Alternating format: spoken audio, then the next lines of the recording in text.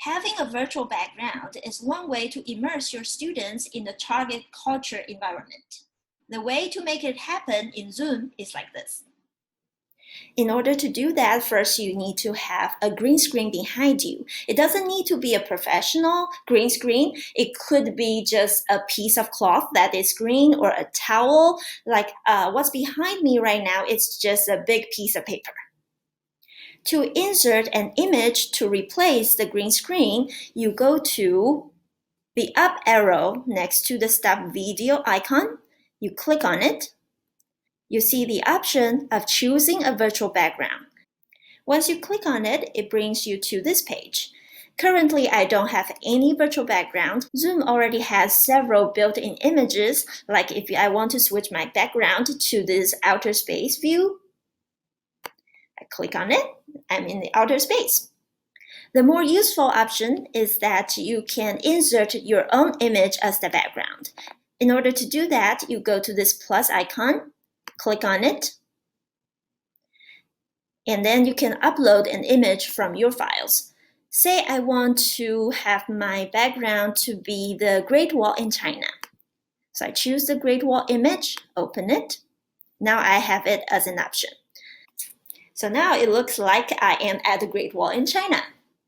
There are two things I want to remind you when you use this function. One, do not wear anything that has the color close to green, or otherwise you might have a green screen failure like this. Another thing you want to remember is that the size of your image should be big enough so that it is clear when you insert it as your background. If you don't see the virtual background option in your Zoom meeting, you need to enable it from the settings.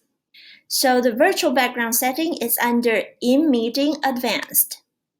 Here is the option of virtual background. You can turn it on, you can turn it off.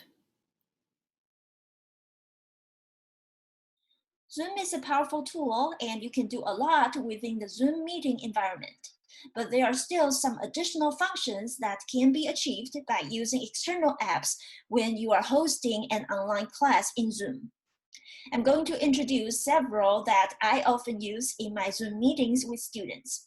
I will not provide tutorials of these apps in this video though, because that will make this video super long. However, I will provide updated tutorials for each of them on my website.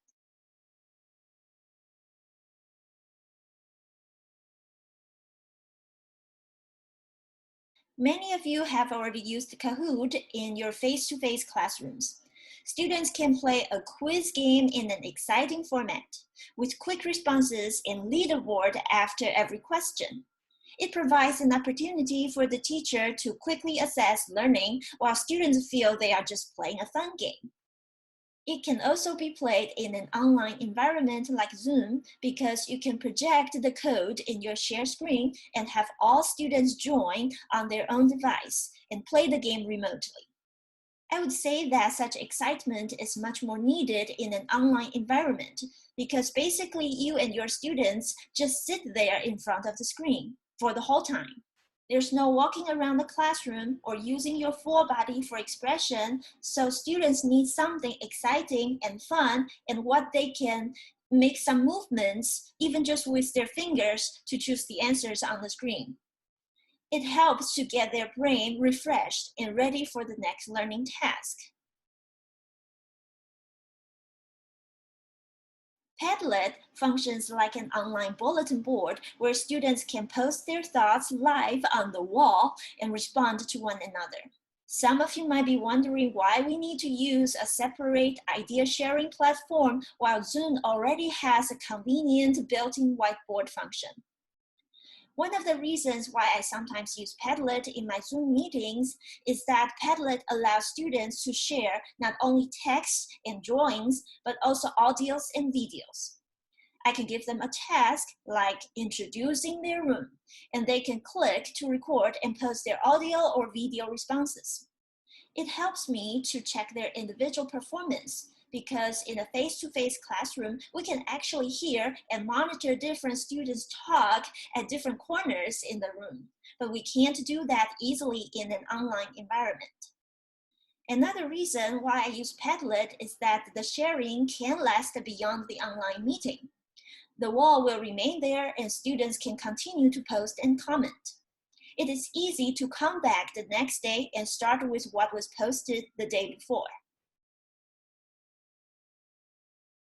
Pear Deck and NEARPOD are two presentational tools that allow you to present your slides to the students on their device directly, which means you do not have to use the share screen function in Zoom.